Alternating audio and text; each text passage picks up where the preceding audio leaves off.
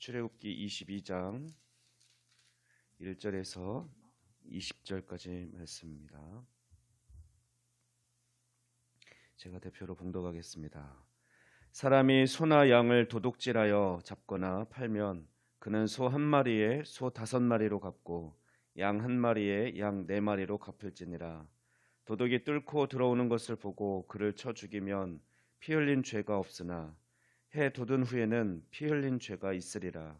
도둑은 반드시 배상할 것이나 배상할 것이 없으면 그 몸을 팔아 그 도둑질한 것을 배상할 것이요.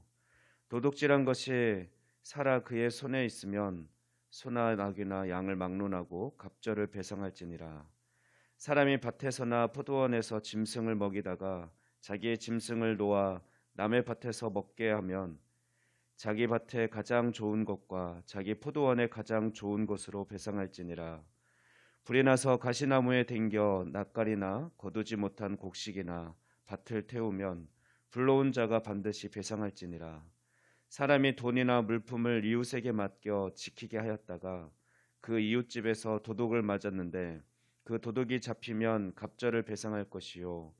도둑이 잡히지 아니하면 그 집 주인이 재판장 앞에 가서 자기가 그 이웃의 물품에 손댄 여부의 조사를 받을 것이며 어떤 잃은 물건 즉 소나 낙이나 양이나 의복이나 또는 다른 잃은 물건에 대하여 어떤 사람이 이르기를 이것이 그것이라 하면 양편이 재판장 앞에 나아갈 것이요 재판장이 죄 있다고 하는 자가 그 상대편에게 갑절을 배상할지니라. 사람이 낙이나 소나 양이나 다른 짐승을 이웃에게 맡겨 지키게 하였다가 죽거나 상하거나 끌려가도 본 사람이 없으면 두 사람 사이에 맡은 자가 이웃의 것을 손을 대지 아니하였다고 여호와께 맹세할 것이요 그 임자는 그대로 믿을 것이며 그 사람은 배상하지 아니하려니와 만일 자기에게서 도둑 맞았으면 그 임자에게 배상할 것이며 만일 찢겼으면 그것을 가져다가 증언할 것이요 그 찢긴 것에 대하여 배상하지 아니할지니라. 만일 이웃에게 빌려온 것이 그 임자가 함께 있지 아니할 때에 상하거나 죽으면 반드시 배상하려니와 그 임자가 그것과 함께 있었으면 배상하지 아니할지니라. 만일 새낸 것이면 새로 족하니라. 사람이 약혼하지 아니한 처녀를 꾀어 동침하였으면 납폐금을 주고 아내로 삼을 것이요 만일 처녀의 아버지가 딸을 그에게 주기를 거절하면 그는 처녀에게 납폐금으로 돈을 낼지니라. 너는 무당을 살려두지 말라. 짐승과 행음하는 자는 반드시 죽일지니라. 여호와 외에 다른 신에게 제사를 드리는 자는 멸할지니라. 아멘. 인권과 생명의 문제를 추구했던 앞장 21장에 이어서 22장에는 이웃 재산의 손해배상에 관한 규례와 또 우상과 간음 등의 종교 도덕적인 범죄의 규례들을 언급하고 있습니다. 재산상의 손해배상 규례는 도적질하지 말라는 제8계명의 세부 조항이라고 할 수 있는데 반드시 배상해야 하는 경우와 그렇지 않아도 되는 경우 등 그 상황과 동기에 따라서 세세하게 규정하고 있습니다. 이것을 통해서 우리는 몇 가지 교훈을 얻습니다. 첫째로 하나님은 공의로우시지만 행동의 결과에 따라서만 판단하시는 분이 아니라 인간 내면의 동기를 깊이 이해하시고 또 각각의 상황을 정확하게 파악하시는 전지전능하신 분이라는 것을 알 수 있습니다. 또한 두 번째로 이웃의 재산에 탐욕을 품은 자는 오히려 더 많은 자신의 소유를 빼앗기게 된다라는 사실을 배우게 됩니다. 먼저 오늘 본문은 크게 두 부분으로 볼 수 있는데 먼저 1절에서 15절 말씀에 재산상 손해배상에 대한 율례들을 살펴보면 1절에서 4절 말씀에는 절도에 관한 율법, 그리고 5절에서 6절은 화재 등의 부주의 때문에 발생한 과실에 관한 법조문, 그리고 7절에서 13절 말씀은 위탁물에 손상이 가해졌을 때 그 책임 소재에 관한 율법들이 다뤄져 있습니다. 그리고 끝으로 14, 15절 말씀은 차용해온 물건이 피해를 입었을 경우 그 배상을 어떻게 할 것인지가 기술되어 있습니다. 그런데 위의 각 형벌들은 일반적으로 벌금형이라는 특징을 지니고 있습니다. 이와 같이 다양한 상황을 전제한 율법 조항들은 하나님의 공의성에 따라 제정된 것으로 그 사회를 유지하고 또 사회 질서를 유지하기 위한 법령들이었습니다.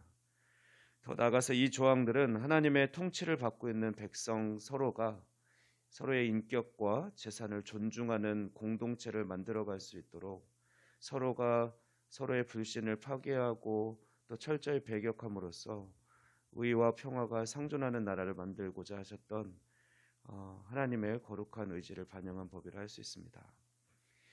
이처럼 하나님이 제정하신 법은 우리 인간을 법의 노예로 만들어서 통제하고 힘들게 하려는 것이 아니라 오히려 우리 인간들을 더 나은 환경과 삶으로 이끄시려는 하나님의 사랑의 표현인 것을 우리가 생각해 볼 수 있습니다. 오늘 본문의 두 번째 부분인 16절에서 20절 말씀을 살펴보겠습니다.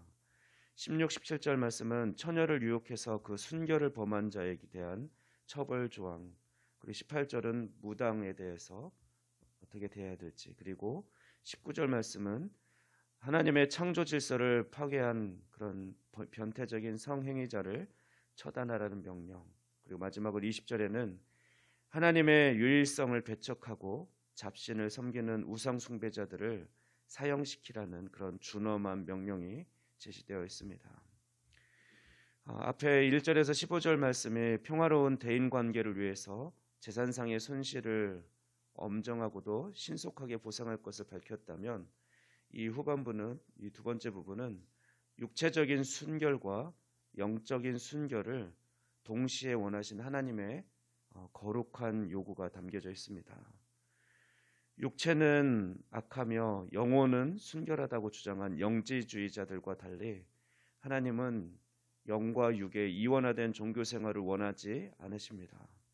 하나님께서는 영혼과 더불어 영혼을 담는 그릇인 육체의 순결을 우리들에게 원하시고 또 우리의 그러한 전인격적인 성결을 통해서 하나님 앞에 나아오기를 기뻐하십니다.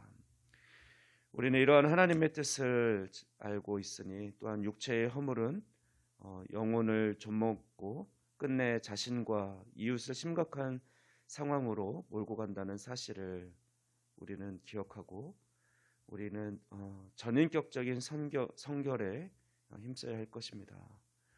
오늘도 하나님의 말씀에 귀 기울이고 순종하는 우리의 삶이 되기를 소망합니다. 기도하겠습니다. 거룩하신 하나님 아버지 감사합니다. 우리를 세상 가운데 고아와 같이 내버려 두지 않으시고 하나님의 자녀 삼아 주신 은혜에 감사를 드립니다. 예수 그리스도의 귀한 보혈의 능력으로 우리를 깨끗게 하시고 온전케 하셨으니 우리가 하나님의 뜻을 따라 전인격적인 성결을 유지하고 세상과 구별된 삶을 살아갈 수 있도록 믿음의 믿음을 더하여 주시옵소서.